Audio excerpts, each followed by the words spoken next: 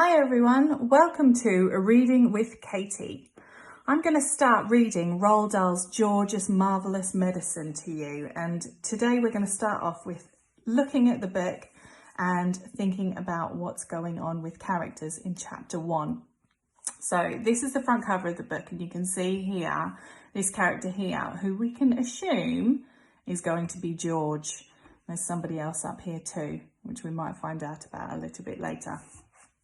Back of the book on the blurb says, most grandmas are kind and helpful ladies. Not George's grandma. She's a grumpy and grisly old grouch, and George wants to teach her a lesson. So when it's time for her medicine, George concocts a bubbling, frothing, marvellous mixture, which is guaranteed to send her through the roof. Now this book's one of my favourites, and I think I might have figured out who this lady might be here. While we're reading through the first part of chapter 1, I want you to think about three things. I want you to think about who the characters are, what type of people they are, and a bit of a tricky one for you, what words does the author use to describe the characters? And the words the author uses will help with this one here to figure out what type of people our characters in our story are. Okay, so George's Marvellous Medicine, chapter 1, Grandma. I'm going shopping in the village, George's mother said to George on Saturday morning, so be a good boy and don't get up to mischief. This was a silly thing to say to a small boy at any time. It immediately made him wonder what sort of mischief he might get up to. And don't forget to give Grandma her medicine at 11 o'clock, the mother said. Then she went out, closing the back door behind her. Grandma, who was dozing in her chair by the window, opened one wicked little eye and said, now you heard what your mother said, George. Don't forget my medicine. No, Grandma, George said. And try to behave yourself for once while she's away. Yes, Grandma, George said.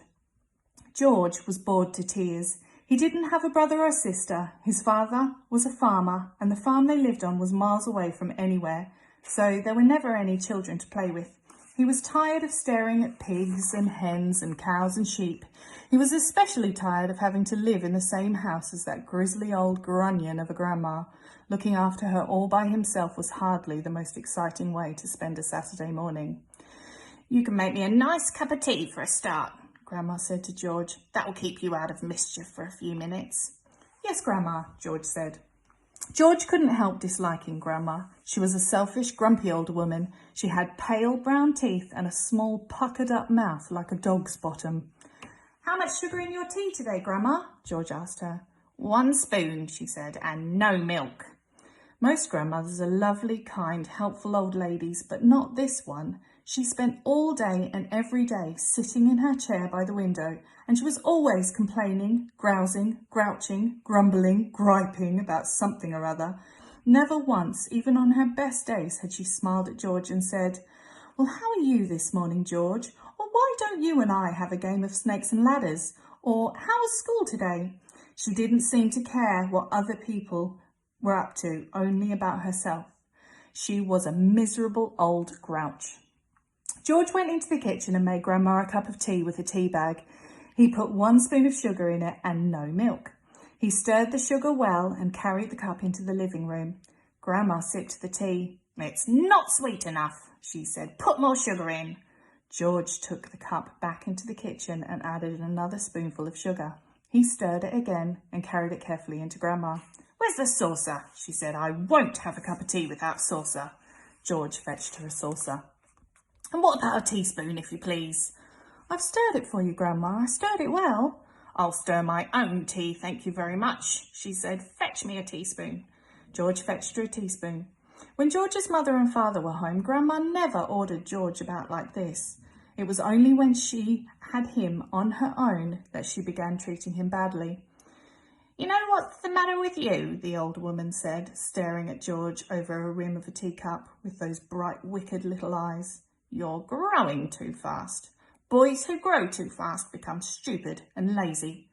But I can't help it if I'm growing fast, Grandma, George said. Of course you can, she snapped. Growing is a nasty, childish habit.